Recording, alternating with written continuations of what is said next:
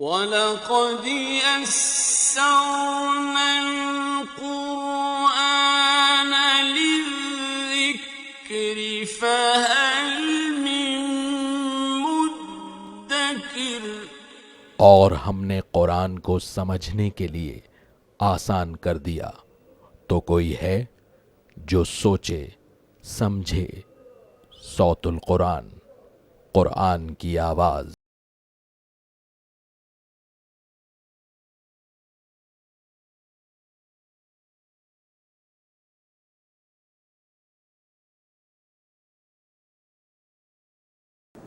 نحمدہ ونصلی علی رسولہ الکریم، اما بعد فاعوذ باللہ من الشیطان الرجیم، بسم اللہ الرحمن الرحیم۔ الحمد للہ الذی انزل علی عبدہ الکتاب ولم یجعل لہ عوجا، صدق اللہ العظیم۔ سورۃ الکہف کا ہم آغاز کر رہے ہیں۔ یہ سورہ مبارکہ بہت مشابہت رکھتی ہے سورہ بنی اسرائیل سے۔ سورہ بنی اسرائیل کا اختتام ہوا تھا وَكَبِّرْهُ تَكْبِيرًا، اللہ کی بڑائی بیان کیجئے، اللہ کی بڑائی پر اس کا اختتام ہوا۔ اور سورۃ الکہف کا آغاز ہوا الحمدللہ، تمام شکر تعریف اللہ کے لیے ہے۔ تو یہ باہمی ربط ہے ان دونوں صورتوں میں۔ مزید نوٹ فرمائیے، سورہ بنی اسرائیل کے شروع میں نبی صلی اللہ علیہ وسلم کے آسمانوں پر جانے کا ذکر ہے۔ سورہ الکہف کے آغاز میں قرآن کے نزول کا ذکر ہے جو اوپر سے نیچے کی طرف نازل ہوا۔ دونوں صورتوں میں درمیان میں حضرت آدم علیہ السلام کے واقعے کو بیان کیا گیا ہے۔ سورہ بنی اسرائیل میں نبی صلی اللہ علیہ وسلم کی ہجرت کے حوالے سے ذکر آیا تھا، یہاں اصحاب کہف کا ذکر آئے گا، ان کی ہجرت کا ذکر ہے۔ اسی طرح مزید نوٹ فرمائیے کہ دونوں صورتوں کے اختتام پر لفظ قل کے ساتھ دو آیات آئی ہیں، اور بڑی جامع آیات ہیں یہ توحید کے موضوع پر۔ تو یہ مشابہت ہے ان صورتوں میں۔ مزید نوٹ فرمائیے، سورہ بنی اسرائیل میں بھی 12 رکوع ہیں، سورۃ الکہف میں بھی 12 رکوع ہیں۔ سورہ بنی اسرائیل میں 111 آیات تھیں، سورۃ الکہف میں 110 آیات ہیں، تو بالکل برابر ہیں یہ صورتیں ایک دوسرے سے۔ گویا کہ پورے قرآن حکیم کے بالکل درمیان میں یہ بڑا حسین جوڑا ہے جو اللہ تعالیٰ نے ہمیں عطا فرمائے ان صورتوں کی روشنی میں۔ سورہ بنی اسرائیل میں ذکر آیا تھا بنی اسرائیل کے حوالے سے کہ ان کو معزول کر دیا گیا تھا منصب امامت، اور واقعہ معراج گویا کہ اس بات کا اشارہ تھا کہ اب اس منصب امامت پر نبی کریم صلی اللہ علیہ وسلم کی امت کو فائز کر دیا گیا ہے۔ بنی اسرائیل معزول کیے گئے تھے دنیا کی محبت کی وجہ سے، دنیا کی محبت میں گرفتار ہو کر انہوں نے دین کے تقاضوں کو فراموش کر دیا تھا۔ یہ وہ موضوع ہے جو بڑی جامعیت کے ساتھ سورۃ الکہف میں آیا ہے، دنیا کی حقیقت بیان کر دی گئی ہے۔ یہ جو کچھ نظر آ رہا ہے یہ سب کچھ نہیں، بلکہ یہ دھوکہ اور فریب ہے، اس کو اللہ نے سورۃ الکہف میں واضح فرمایا ہے۔ مزید نوٹ فرمائی کہ یہ سورہ مبارکہ اتنی اہم ہے کہ اللہ کے رسول صلی اللہ علیہ وسلم نے ہمیں جمعے کے دن اس کی تلاوت کی تلقین فرمائی ہے۔ مسلم شریف کی روایت ہے، اللہ کے رسول صلی اللہ علیہ وسلم نے فرمایا کہ جو شخص اس سورہ مبارکہ کی ابتدائی یا آخری 10 آیات یاد کر لے، اس کو پڑھنے کا اہتمام کرے، تو اللہ اسے دجال کے فتنے سے محفوظ فرمائے گا۔ تو دجال اور اس کے دجل یعنی فریب سے اس صورت کا بڑا گہرا تعلق ہے۔ مزید نوٹ فرمائیے کہ مستدرک حاکم کی حدیث ہے، اللہ کے رسول صلی اللہ علیہ وسلم نے فرمایا کہ جو شخص سورۃ الکہف کی تلاوت کا اہتمام کرے جمعے کے دن، تو یہ ایک جمعے سے لے کے دوسرے جمعے تک اس کے لیے نور یعنی روشنی بن جائے گی۔ یہ اس کے فضائل ہیں، اور اللہ کے رسول صلی اللہ علیہ وسلم اس سورہ مبارکہ کو پابندی سے پڑھنے کا اہتمام فرماتے تھے۔ اب نوٹ فرمائیے کہ اللہ کے رسول صلی اللہ علیہ وسلم نے دجال کے فتنے سے بچنے کے لیے یہ سورہ مبارکہ پڑھنے کی ہمیں تلقین عطا فرمائی۔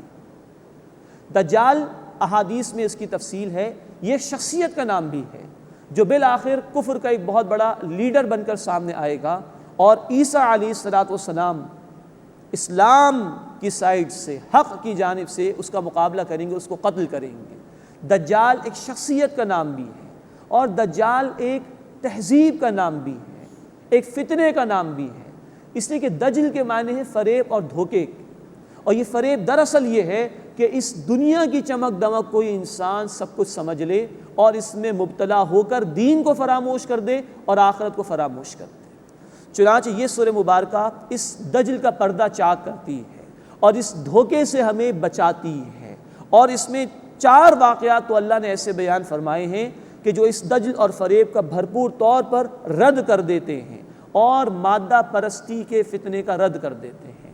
آج کا دور بلا شبہ انسان ٹیکنالوجی کی انتہا پر ہے، دنیا کی یہ زینت اور آرائش، چمک اور دمک اپنی انتہا پر پہنچی ہوئی ہے، اور عظیم اکثریت اس کے فریب میں ایسی دوچار ہو چکی ہے کہ اس دنیا کے پیچھے جو اصل حقیقت ہے، جو پردے میں چھپی ہوئی ہے، اس کو انسان نے فراموش کر دیا ہے۔ اس دجل کا مقابلہ کرنے کے لیے، اس مادہ پرستی کا مقابلہ کرنے کے لیے، اس فریب کا مقابلہ کرنے کے لیے بھی یہ سورہ مبارکہ ہمیں عطا کی گئی۔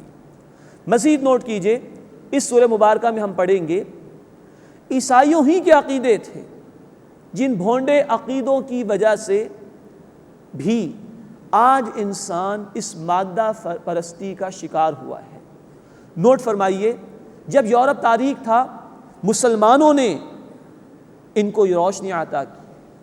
غرناطہ کی یونیورسٹی میں، اسپین کے دیگر اداروں میں مسلمانوں کے ہاں تعلیم حاصل کرتے تھے یورپ کے نوجوان، اور ان نوجوانوں کو یہ بات منتقل ہوئی جو ہم پڑھ چکے ہیں سورہ بنی اسرائیل آیت نمبر 36 میں، کہ تمہارا کوئی بھی عقیدہ ہو، تمہارا کوئی بھی عمل ہو، اس کے لیے تمہارے پاس علمی بنیاد ہونی چاہیے۔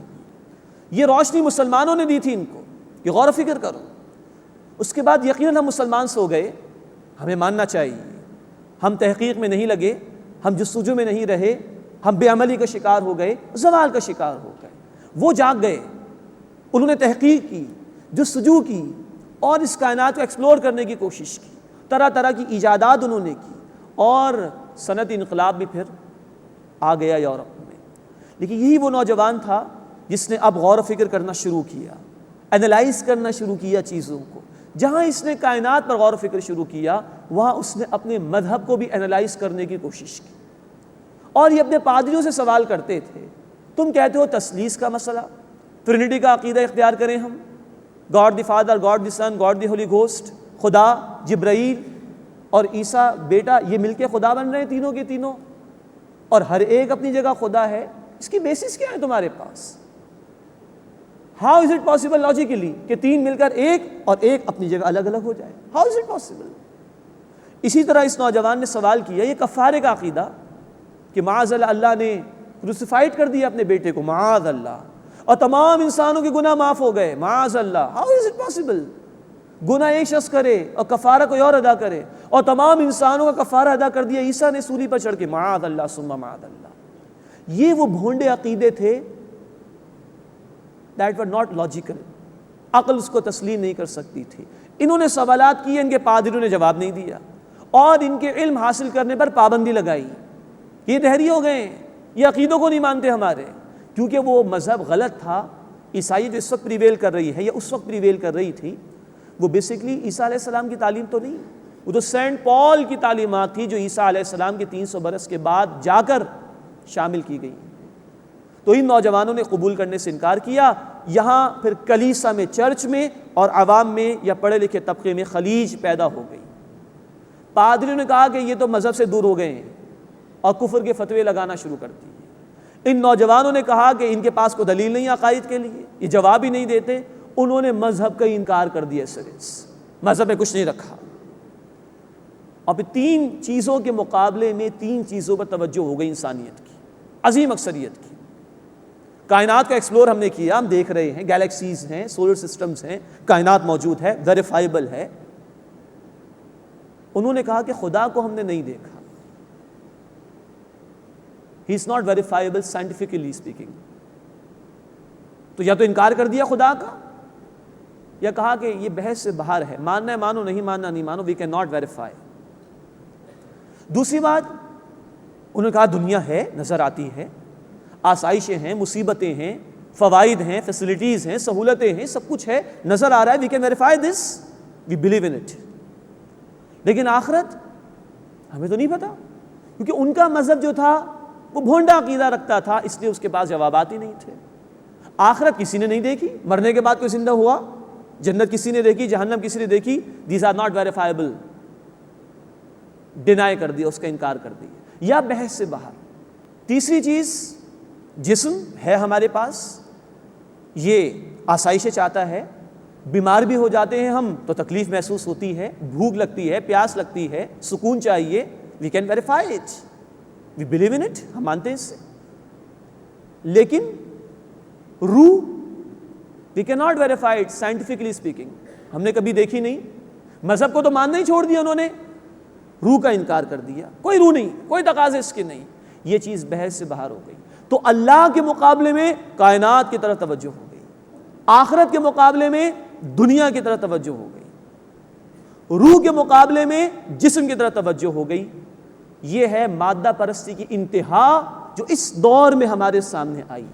ترقی بے شمار ہوئی ہے مغرب میں، اس میں کوئی شک نہیں، لیکن وہ جو بھونڈے عقیدے تھے عیسائیت کے، اس کی وجہ سے یہ ترقی ون سائیڈڈ ہو گئی، دنیا میں خوب سے خوب تر کی تلاش ہوئی، آخرت کو فراموش کر دیا۔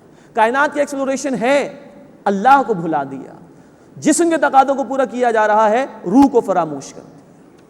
اور نوٹ کیجئے، آج یہی تہذیب، گلوبل تہذیبیں ہمیں ماننا چاہیے، یہی دنیا پر حکومت کر رہی ہے۔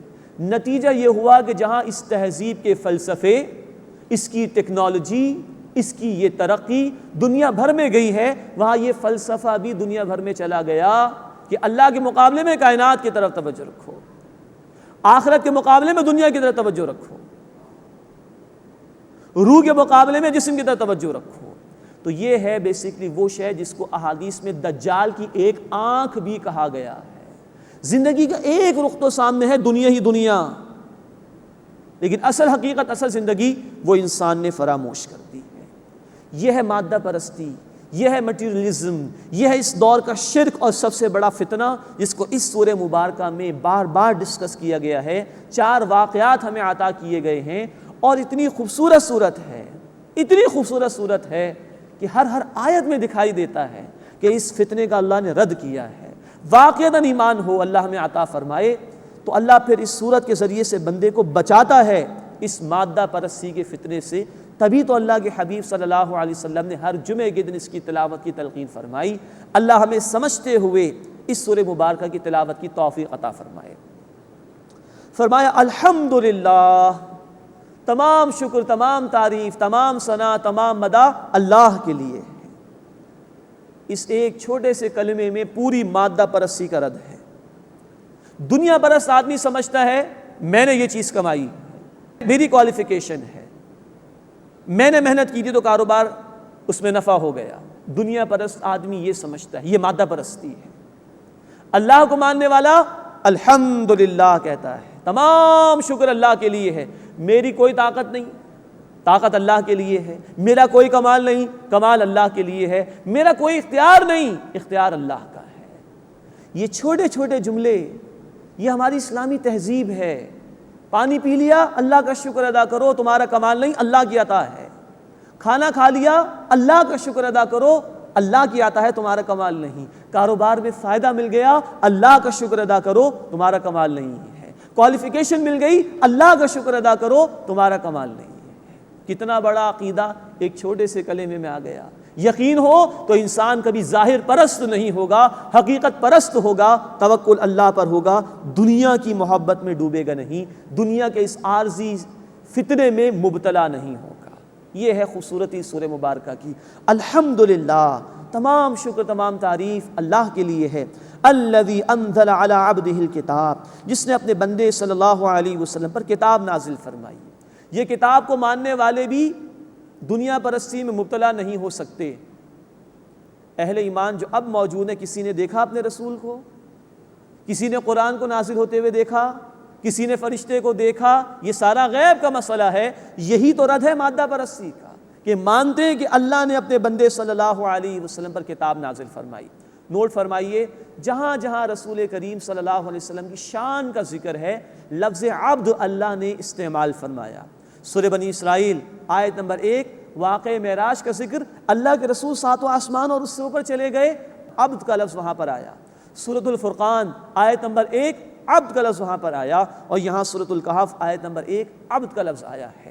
الذی انزل علی عبدہ الکتاب، جس نے اپنے بندے صلی اللہ علیہ وسلم پر کتاب نازل فرمائی، وَلَمْ يَجْعَلْ لَهُ عِوَجًا، اور اس میں کوئی ٹیڑھ نہیں رکھی، اس کے مضامین صاف ستھرے ہیں، کوئی کمی نہیں ہے، کوئی نقص نہیں ہے، ہر اعتبار سے مکمل ہے، قیمہ بالکل ٹھیک ہے، یعنی سیدھا راستہ دکھانے والی ہے، حق کی طرف لے جانے والی ہے۔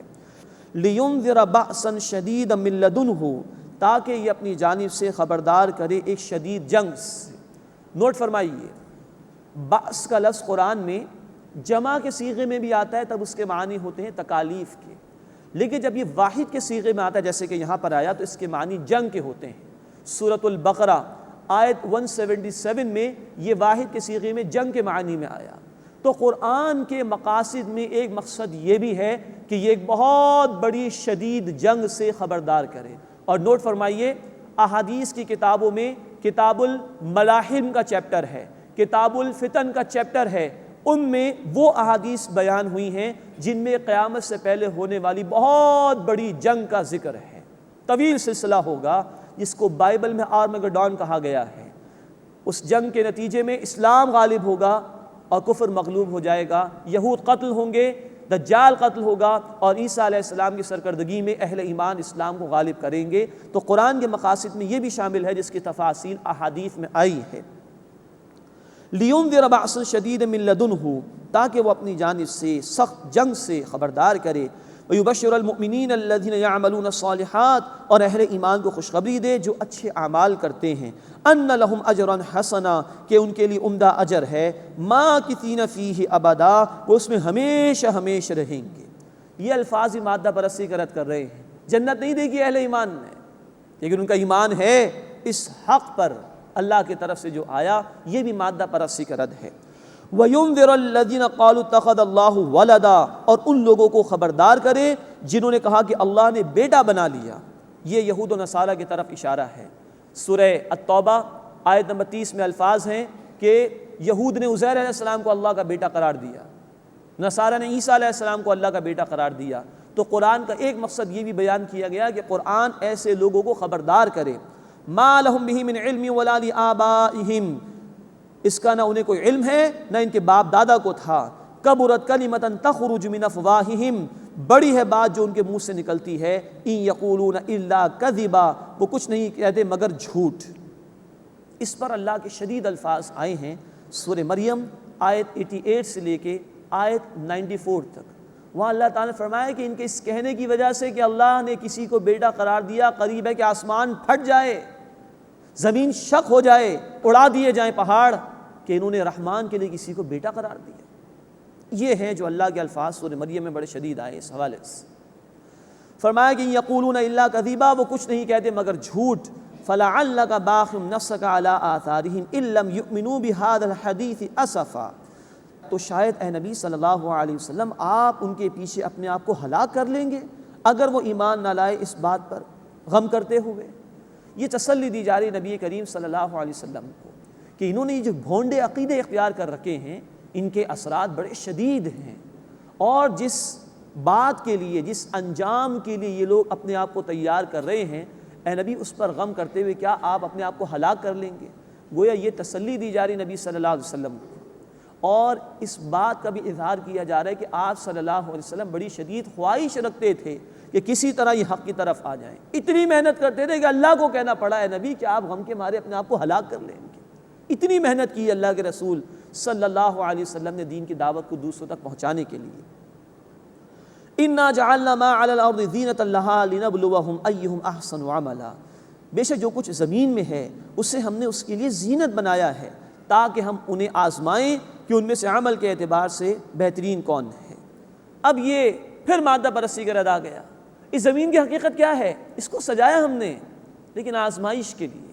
قرآن ہمیں بتاتا ہے سورۃ الملک آیت نمبر 2، الذی خلق الموت والحیات لیبلوکم ایکم احسن عملا، اللہ نے موت اور حیات کا سلسلہ اس لیے قائم فرمایا کہ اللہ تمہاری آزمائش فرمائے کہ تم میں سے عمل کے اعتبار سے بہترین کون ہے۔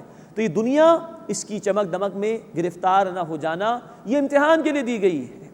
قرآن ہمیں بتاتا ہے سورۃ الفجر آیت نمبر 15 اور آیت نمبر 16 میں اللہ مال دے کر بھی آزماتا ہے، اللہ کچھ کم دے کر یا کچھ لے کر بھی آزماتا ہے۔ یہ سراسر آزمائش، اس کی چمک دمک میں کھو نہ جانا، اصل حقیقت اس پردے کے پیچھے ہے۔ لِنَبْلُوَهُمْ أَيُّهُمْ أَحْسَنُ عَمَلًا، تاکہ ہم انہیں آزمائیں کہ ان میں سے عمل کے اعتبار سے بہترین کون ہے۔ انجام بتایا جا رہا ہے اب دنیا کا، وَإِنَّا لَجَاعِلُونَ مَا عَلَيْهَا صَعِيدًا جُرُوزًا، اور جو کچھ زمین پر ہے بے شک ہم اسے نابود کر کے صاف چٹیل میدان کر دینے والے ہیں، ختم کر دی جائے گی۔ اس کے اندر پھنس نہ جانا، یہ عارضی ہے، یہ فانی ہے، یہ ختم ہو جانے والی ہے۔ اس کے بعد پہلا واقعہ سورہ مبارکہ کا شروع ہو رہا ہے اصحاب کہف کا واقعہ۔ نوٹ فرمائیے کہ یہود نے 3 سوالات کیے تھے رسول اکرم صلی اللہ علیہ وسلم سے، اور وہ یہ سوالات کرتے تھے مشرکین کے ذریعے سے۔ ایک سوال تھا روح کے متعلق جس کا جواب سورہ بنی اسرائیل میں آ چکا، دوسرا سوال تھا اصحاب کہف کا جس کا ذکر اب آ رہا ہے، اور تیسرا سوال ذوالقرنین بادشاہ کے حوالے سے تھا جس کا ذکر اس صورت کے آخر میں انشاءاللہ تعالی آئے گا۔ نوٹ فرمائیے اصحاب کہف، قرآن حکیم ان واقعات کو عبرت کے طور پر بیان کرتا ہے، اس لیے کہ یہ کتاب ہدایت ہے۔ اس کا یہی تعارف قرآن میں بار بار آیا۔ سورہ البقرہ آیت نمبر 2 ھدی للمتقین، یہ ہدایت تقوی اختیار کرنے والوں کے لیے۔ سورہ البقرہ آیت نمبر 185 ھدی للناس، یہ ہدایت تمام انسانیت کے لیے۔ اس کا ایک ہی تعارف ہے۔ تو قرآن ان واقعات کو برائے واقعات بیان نہیں کرتا بلکہ برائے ہدایت بیان کرتا ہے۔ اس لیے ہم غور کریں تو نظر آئے گا کہ قرآن اس کو ہسٹری کے طور پر بیان نہیں کرتا، لوگوں کے نام کیا تھے، ان کا علاقہ کیا تھا، کس ایئر میں یہ معاملہ پیش آیا، کیا کیفیت، بالکل قرآن اس کو بیان نہیں کرتا۔ یہ معاملہ تو ہم اپنے بچوں کے ساتھ ہسٹری کے پیریڈ میں کرتے ہیں، اسکولز کے اندر ان کو یاد دہانی کرائی جاتی ہے، رٹا لگوایا جاتا ہے کہ کون سا سن تھا، کون سا علاقہ۔ قرآن کو کوئی بحث نہیں ہے۔ ہاں یہ علمی باتیں ہیں، تاریخ میں لوگوں نے اس پر ریسرچ کی ہے، مفسرین نے محنت کی ہے، لیکن قرآن کو اس سے سروکار نہیں ہے۔ وہ واقعے کا اتنا پہلو ہمارے سامنے رکھتا ہے کہ جس میں عبرت کا، سبق آموزی کا پہلو ہو۔ تو اس واقعے کے حوالے سے بھی مفسرین نے کئی باتیں بیان کی ہیں، جس میں ایک سے زیادہ آراء بھی ہیں، جس میں سے مجموعی بات یہ ہے کہ اب جو واقعہ بیان ہو رہا ہے اصحاب کہف کا، یہ نیک لوگ تھے، توحید پر کاربند تھے۔ جس زمانے میں تو اس وقت مشرک لوگ تھے، انہوں نے اپنے ایمان کی حفاظت کے لیے اس جگہ کو چھوڑا، ایک غار میں پناہ لی، اللہ نے ان کی حفاظت فرمائی، اور برسوں اللہ نے انہیں سلا دیا، دوبارہ زندگی عطا فرمائی اپنی قدرت کا اظہار کرنے کے لیے کہ جو موت دے سکتا ہے وہ دوبارہ زندگی بھی عطا کر سکتا ہے۔ تو یہ ہے ان توحید پر کاربند چند نوجوانوں کا واقعہ جو اب قرآن بیان کر رہا ہے۔ مزید نوٹ فرمائی، اس واقعے کے بیان سے صحابہ کرام کو بھی تلقین کی جا رہی ہے، اس لیے کہ یہ سورہ مبارکہ سن 5 نبوی میں نازل ہوئی۔ اسی دور میں مشرکین کے مظالم اپنی انتہا کو پہنچ گئے تھے، صحابہ کرام رضی اللہ تعالی عنہم اجمعین کو بھی حبشہ کی طرف ہجرت کرنے کی نوبت پیش آ گئی تھی۔ تو ان نوجوانوں کی جیسے اللہ نے مدد فرمائی تھی، اللہ تعالیٰ صحابہ کرام کو بھی تسلی دے رہے ہیں کہ تمہاری مدد بھی اللہ فرمائے گا، اور ہر دور کے اہل ایمان کے لیے تسلی ہے کہ وہ ظاہر پرستی میں مبتلا نہ ہو جائیں، حقیقت پرست بنیں، اللہ پر توکل رکھیں، اللہ ان کے ایمان کی حفاظت فرمائے گا، اللہ ان کی پشت پناہی پر موجود ہے۔ اب اصحاب کہف کا واقعہ شروع ہو رہا ہے۔ ام حسبت ان اصحاب الکہف والرقیم کانوا من آیاتنا عجبا، کیا تم نے گمان کیا کہ کہف اور رقیم والے ہماری نشانیوں میں سے عجیب تھے؟ عربی میں غار کے لیے بھی غار کا ہی لفظ آتا ہے، لیکن کہف کے معنی ہوتے بڑے غار کے، تو یہاں کہف کے معنی بڑا غار، اور رقیم کے متعلق ایک رائے یہ ہے کہ یہ اس بستی کا نام ہے کہ جہاں یہ اصحاب کہف تھے، اور ایک رائے یہ ہے کہ ان تختیوں کو کہا گیا ہے کہ جن پر ان کے حالات لکھے گئے تھے۔ اب یہ مفسرین کی آراء ہیں، لیکن قرآن کو اس سے زیادہ بحث نہیں ہے۔ ام حسبت ان اصحاب الکہف والرقیم کانوا من آیاتنا عجبا، کیا تم نے گمان کیا کہ کہف یعنی غار والے اور رقیم والے ہماری نشانیوں میں سے عجیب تھے؟ تمہیں تعجب ہو رہا ہے ان کے واقعے پر؟ اذ اوى الفتیۃ الی الکہف، جب ان نوجوانوں نے غار میں پناہ لی، فقالوا، انہوں نے دعا کی، ربنا، اے ہمارے رب، آتنا من لدنک رحمہ، ہمیں اپنی طرف سے رحمت عطا فرما، وہیئ لنا من امرنا رشدا، اور ہمارے کام میں درستگی پیدا فرما دے، کامیابی کا معاملہ فرما دے۔ یہ بڑی خوبصورت دعا ہے جو اہل ایمان کو سکھائی جا رہی ہے۔ جب بھی مصائب آئیں، مشکلات آئیں، اللہ سے دعا کرو، اللہ سے رحمت کی دعا مانگو، اور اپنے معاملات میں درستگی کے لیے اللہ کے حضور ہاتھ پھیلاؤ۔ فَضَرَبْنَا عَلَىٰ آذَانِهِمْ فِي الْكَهْفِ السِّنِينَ عَدَدًا، پس ہم نے پردہ ڈال دیا ان کے کانوں پر غار میں کئی برس تک، یعنی تھپکی دے کے سلا دیا۔ ثم بعثناہم، پھر ہم نے انہیں اٹھایا، لنعلم، تاکہ ہم ظاہر کر دیں، ای الحزبین احصی لما لبثوا امدا، کہ دونوں گروہ میں سے کس نے خوب یاد رکھا ہے کہ وہ کتنی مدت تک غار میں رہا۔ اب یہ اجمالی طور پر، سرسری طور پر کچھ گفتگو ہوئی۔ رکوع نمبر 2 شروع ہو رہا ہے، اس میں تفصیل سے اب اس واقعے کا بیان آ رہا ہے۔ مزید نوٹ فرمائیے، اس واقعے کا بیان نبی صلی اللہ علیہ وسلم کی رسالت کی صداقت کی دلیل بھی ہے۔ برسوں برس پہلے کا واقعہ، بنی اسرائیل کے یہود نے سوال کیا تو آپ صلی اللہ علیہ وسلم تفصیل سے وہ پورا واقعہ لوگوں کے سامنے بیان فرما رہے ہیں۔ اب اس واقعے کی تفصیل، نحن نقص علیک نبأہم بالحق، اے نبی صلی اللہ علیہ وسلم ہم آپ سے ان کا حال ٹھیک ٹھیک بیان کرتے ہیں بامقصد طور پر۔ انہم فتیۃ آمنوا بربہم، بے شک وہ چند نوجوان تھے، وہ ایمان لائے اپنے رب پر، وزدناہم ہدا، اور ہم نے انہیں مزید ہدایت عطا فرمائی۔ اب نوٹ فرمائی، یہ ہے اللہ کا التفات، یہ اللہ تعالیٰ کی رحمت کہ بندہ ایک قدم آگے بڑھے، اللہ اس کو مزید ہدایت عطا فرماتا ہے۔ قرآن نے کہا سورۃ العنکبوت آیت نمبر 69، والذین جاہدوا فینا لنہدینہم سبلنا، جو لوگ ہمارے راستے میں محنت کرتے ہیں ہم اپنے راستوں کو ان کے لیے کھول دیتے ہیں۔ اللہ مدد فرماتا ہے۔ قرآن نے کہا سورہ محمد صلی اللہ علیہ وسلم آیت نمبر 17 میں، والذین اہتدوا زادہم ھدی وآتاہم تقواہم، جنہوں نے ہدایت اختیار کی اللہ نے مزید ہدایت ان کو عطا فرمائی اور انہیں مزید ان کا تقوی عطا فرمایا۔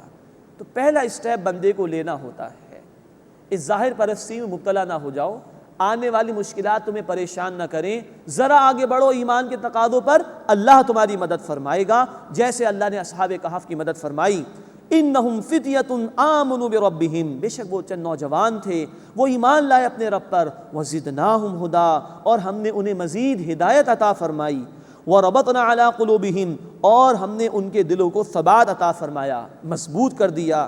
اذ قاموا، جبکہ وہ کھڑے ہوئے، فقالوا، اور انہوں نے کہا، ربنا رب السماوات والارض، ہمارا رب ہے آسمانوں اور زمین کا، لن ندعو من دونہ الہا، ہم اس کے سوا کسی کو معبود نہیں پکاریں گے، لقد قلنا اذا شططا، اگر ہم نے ایسا کہا تو یقیناً بڑا جھوٹ کہا۔ نوٹ فرمائیے کہ جب یہ لوگ تھے اس وقت مشرک قوم وہاں پر آباد تھی، قوم بھی مشرک تھی، بادشاہ بھی مشرک تھا، تو سب کے سامنے انہوں نے یہ اعلان کیا ہے۔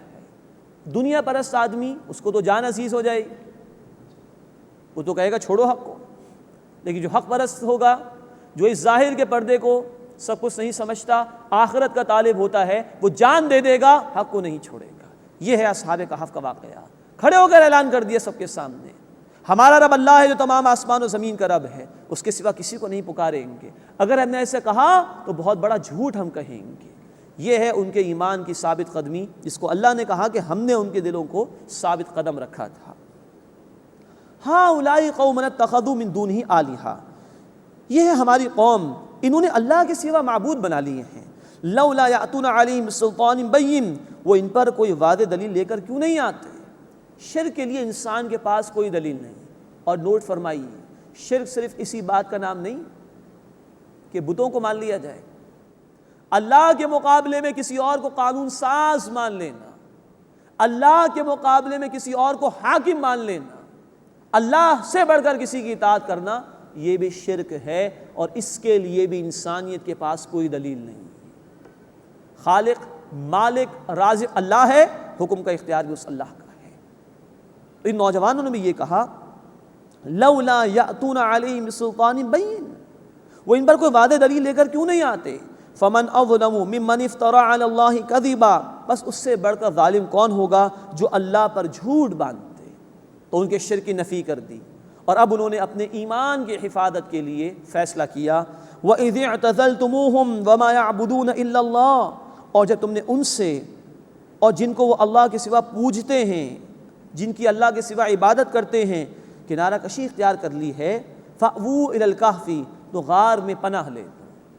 یاد کیجئے، اللہ کے رسول صلی اللہ علیہ وسلم نے بھی ہجرت کی تھی، غار میں تھے، غار ثور میں۔ وہ ہجرت تھی جس کا ذکر بنی اسرائیل میں بھی ہے، اور یہ ہجرت اصحاب کہف کی ہے۔ اور گویا صحابہ کرام جو مشکلات کا شکار تھے سن 5 نبوی میں، انہیں بھی ہجرت کی تلقین کی جا رہی ہے، اور وہ بھی ہجرت کر گئے تھے حبشہ کی طرف۔ فَأْوُوا إِلَى الْكَهْفِ، تو غار میں پناہ لو، يَنْشُرْ لَكُمْ رَبُّكُمْ مِنْ رَحْمَتِهِ، تمہارا رب تمہارے لیے اپنی رحمت پھیلا دے گا، وَيُهَيِّئْ لَكُمْ مِنْ أَمْرِكُمْ مِرْفَقًا، اور تمہارے کام میں تمہارے لیے سہولت مہیا فرما دے گا۔ دیکھیے دنیا پرست آدمی بچاؤ کے لیے اسباب کی طرف جاتا ہے، اور جو اللہ کو ماننے والے ہیں، جو مادہ پرست نہیں ہیں، وہ اللہ کی طرف توجہ کرتے ہیں، وہ اسباب کو نہیں دیکھتے، مسبب الاسباب کو دیکھتے ہیں۔ اللہ کی طرف رجوع کرو، اسباب بھی اختیار کرو، لیکن مسبب الاسباب پر توکل ہونا چاہیے، وہ تمہارے لیے سہولت مہیا فرما دے گا۔ وَتَرَى الشَّمْسَ إِذَا طَلَعَتْ تَزَاوَرُ عَنْ كَهْفِهِمْ ذَاتَ الْيَمِينِ، اور تم دیکھو گے کہ جب سورج طلوع ہوتا ہے تو وہ بچ کر نکل جاتا ہے ان کے غار سے۔ وَإِذَا غَرَبَتْ تَقْرِضُهُمْ ذَاتَ الشِّمَالِ، اور جب وہ شمال کے جانب غروب ہوتا ہے تو وہ کنی کترا کر نکل جاتا ہے۔ وَهُمْ فِي فَجْوَةٍ مِّنْ، اور وہ غار کی کھلی جگہ میں تھے۔ ذَلِكَ مِنْ آیَاتِ اللَّهِ، یہ اللہ کی نشانیوں میں سے ہے۔ غور کیجئے اس پر، یہ کہف چھوٹے نہیں بلکہ بڑے غار کو کہا جاتا ہے، اور قرآن نے کہا وہ کھلی جگہ پر تھے۔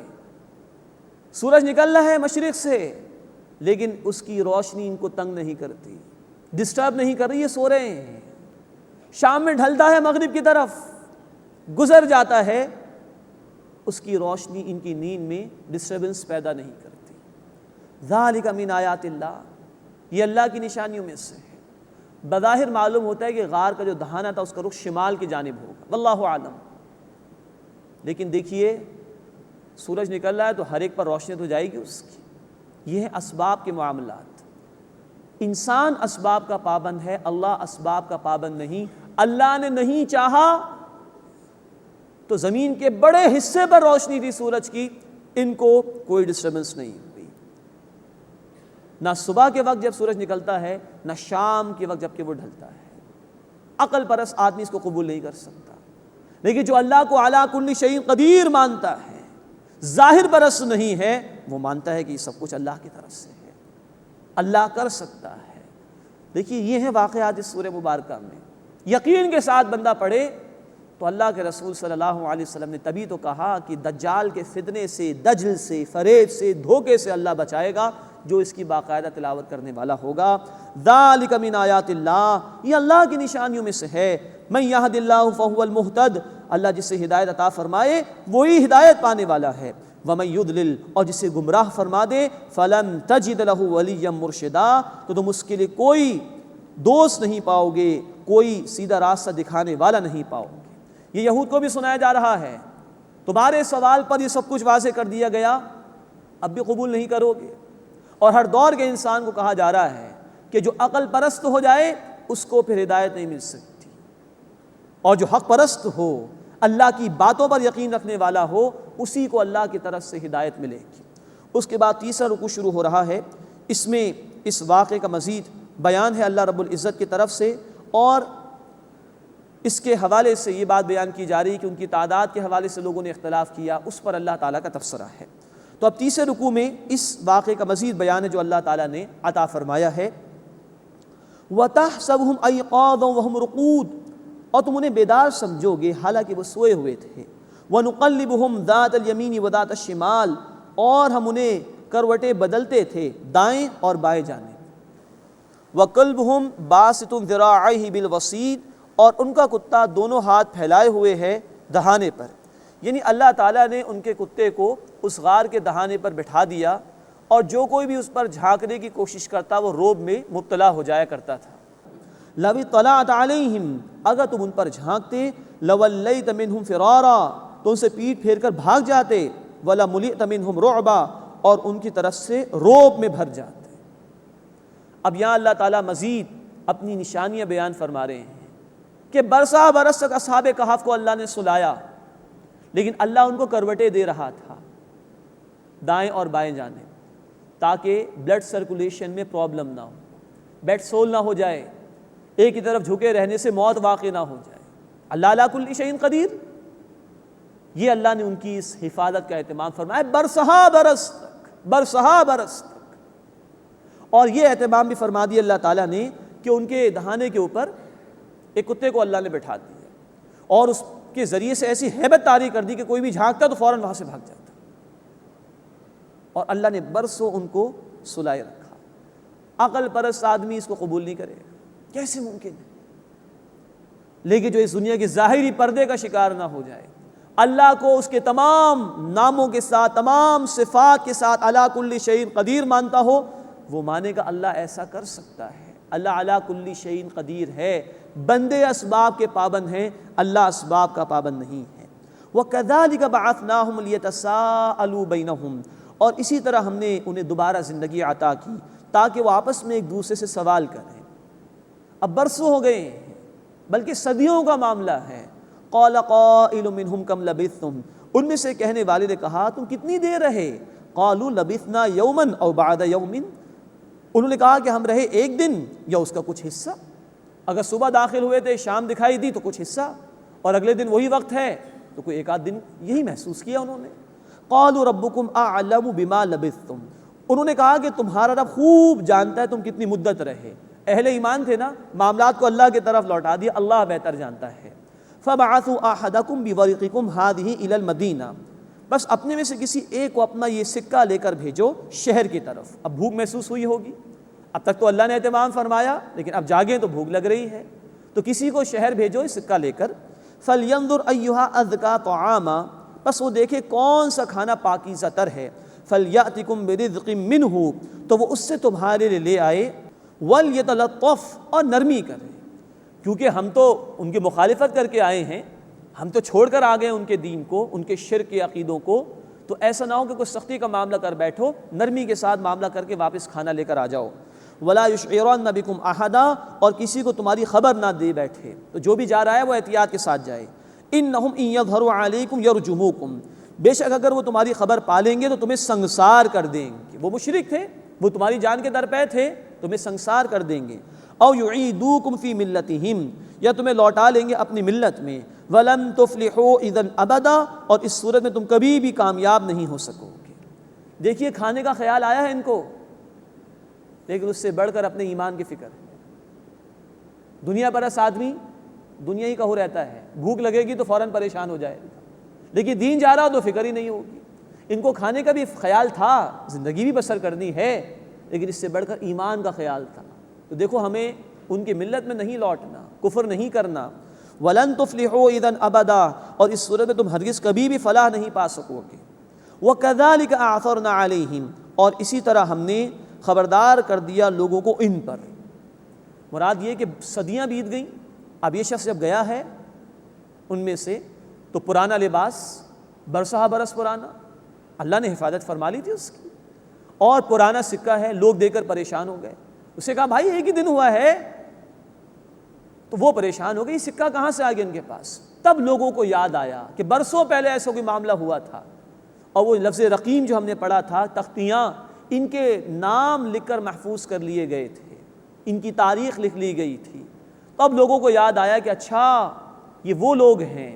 اب جو دور تھا مفسرین نے لکھا ہے کہ وہ نیک لوگ تھے، مراد یہ کہ شرک کرنے والے نہیں تھے، ایمان قبول کر لیا تھا کسی درجے میں، عیسائیت کو اختیار کر لیا تھا پوری سلطنت نے، رومی سلطنت نے۔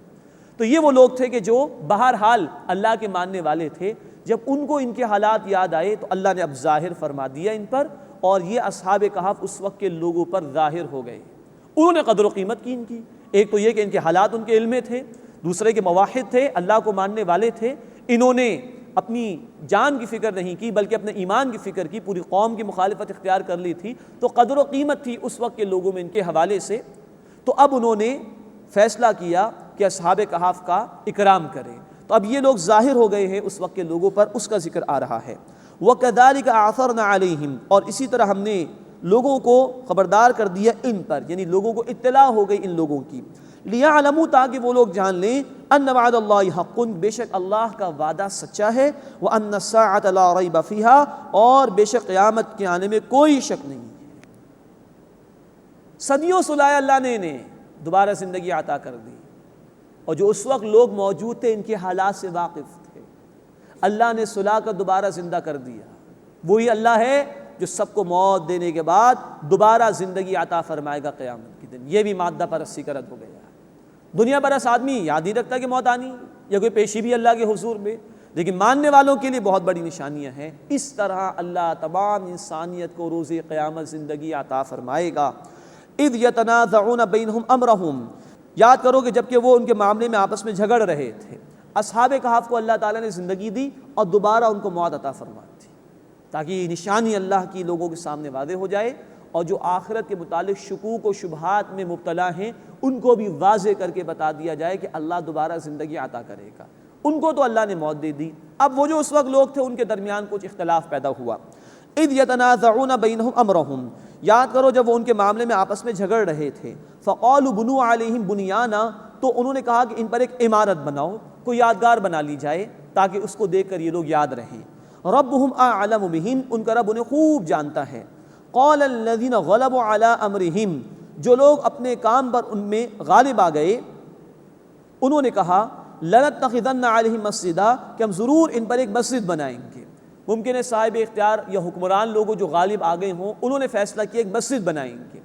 مفسرین کی رائے مسجد سے یہ ہے عبادت گاہ بنائیں گے وہاں پر، یہ نیک لوگ تھے تو وہیں پہ کوئی عبادت گاہ بنا دی جائے جہاں پر اللہ کا ذکر کیا جائے۔ ایک رائے مفسرین نے یہ بھی بیان کی ہے کہ کچھ لوگ وہ تھے جو قبر پرستی کے شرک میں مبتلا تھے، تو انہوں نے ان کی قبروں کے ساتھ جو ہے وہ پوجا پاٹ کا دھندا شروع کر دیا۔ نوٹ فرمائیے کہ ہمارے دین میں اس کی قطعاً ممانعت ہے۔ اللہ کے رسول صلی اللہ علیہ وسلم نے فرمایا، بخاری شریف کی حدیث ہے کہ اللہ لعنت فرمائے یہود و نصارہ پر جنہوں نے اپنے انبیاء کی قبروں کو مسجد بنا لیا تھا۔ تو قبر پہ کوئی سجدہ گاہ بنا لینا، کوئی مسجد بنا لینا، یہ منع ہے ہمارے دین میں۔ یا مراد یہ کہ کوئی عبادت گاہ بنانے کا انہوں نے فیصلہ کیا تھا، یا ایک رائے یہ ہے کہ قبر پرستی کا دھندا شروع کرنے کی کوشش کچھ لوگوں نے وہاں پر کی۔ اب ان کی تعداد کا کچھ بیان آ رہا ہے۔ سیقولون ثلاثۃ رابعہم کلبہم، اب کچھ کہیں گے کہ وہ 3 ہیں، چوتھا ان کا کتا ہے۔ ویقولون خمسۃ سادسہم کلبہم رجما بالغیب، اور کچھ کہیں گے کہ وہ 5 ہیں اور چھٹا ان کا کتا ہے، قیاس آرائیاں کرتے ہوئے، یعنی کہ یہ تعداد جو لوگ بیان کر رہے ہیں قیاس آرائیاں ہیں۔ ویقولون سبعۃ وثامنہم کلبہم، اور کچھ کہیں گے کہ وہ 7 ہیں اور 8واں ان کا کتا ہے۔ اب نوٹ فرمائیے کہ پہلی جو 2 باتیں تھیں کہ 3 ہیں اور چوتھا کتا، یا 5 ہیں اور چھٹا کتا، اس کے متعلق تو اللہ نے کہا کہ یہ قیاس آرائیاں کر رہے ہیں۔ اگلی بات کہ وہ 7 ہیں اور 8واں ان کا کتا ہے، اس کے متعلق یہ بات نہیں ہوئی۔ ابن عباس رضی اللہ تعالیٰ عنہ فرماتے ہیں کہ میں وہ شخص تھا پہلا جو یہ سمجھ سکا کہ 7 وہ تھے اور 8واں ان کا کتا تھا، یہ ان کی رائے ہے۔ مفسرین میں سے بعض نے اس کو اختیار کیا، واللہ اعلم۔ لیکن نوٹ کیجیے کہ قرآن اس طرح کی باتوں پر زیادہ توجہ نہیں دلاتا، اسی لیے آگے فرمایا قل ربی اعلم بعدتہم، اے نبی صلی اللہ علیہ وسلم فرما دیجئے میرا رب خوب جانتا ہے ان کی تعداد، ما یعلمہم الا قلیل، انہیں نہیں جانتے مگر صرف تھوڑے ہی لوگ۔ ابن عباس رضی اللہ تعالیٰ عنہ فرمایا کہ وہ تھوڑوں میں سے میں ہی ایک پہلا تھا، واللہ اعلم۔ لیکن اس پر قرآن کا زیادہ زور نہیں، یہ کوئی عملی گفتگو نہیں ہے، یہ علمی سی بات ہے، ٹھیک ہے کسی نے تحقیق کی بات الگ ہے، لیکن اس پر ہماری توجہ زیادہ نہیں ہونی چاہیے۔ رجحان یہ ہونا چاہیے کہ ہم جو عملی باتیں اس طرح کے واقعات میں آئیں اس پر توجہ کریں، اور جو تقاضے ان واقعات کی صورت میں ہمارے سامنے آئیں اس پر عمل کرنے کی کوشش کریں۔ قل ربی اعلم بعدتہم، اے نبی صلی اللہ علیہ وسلم فرما دیجئے میرا رب خوب جانتا ہے ان کی تعداد، ما یعلمہم الا قلیل، انہیں لوگ نہیں جانتے مگر صرف تھوڑے ہی۔ فلا تماری فیہم الا مراء ظاہرا، پس سرسری سی گفتگو کے سوا اس کے بارے میں ان سے بحث نہ کیجیے۔ ولا تستفت فیہم منہم احدا، اور ان کے بارے میں ان میں سے کسی ایک سے بھی مت پوچھیے، یعنی علمی باتوں سے منع کیا جا رہا ہے۔ نبی صلی اللہ علیہ وسلم کو بھی اور ان کے ذریعے سے ہمیں کہہ دیا گیا کہ علمی بحث میں زیادہ نہ الجھیں، علمی مباحث کی طرح توجہ نہ کیجیے، بلکہ جو عملی بات ہے اس کی طرح توجہ کیجیے۔ اللہ تعالی ہمیں ان واقعات سے سبق حاصل کرنے کی توفیق عطا فرمائے، اور جو عبرت اور سبق آموزی ان واقعات میں ہیں اللہ ہمیں اس کو حاصل کرتے ہوئے اس کے تقاضوں پر عمل کرنے کی توفیق عطا فرمائے۔ آمین یا رب العالمین۔ وآخر دعوانا ان الحمد للہ رب العالمین۔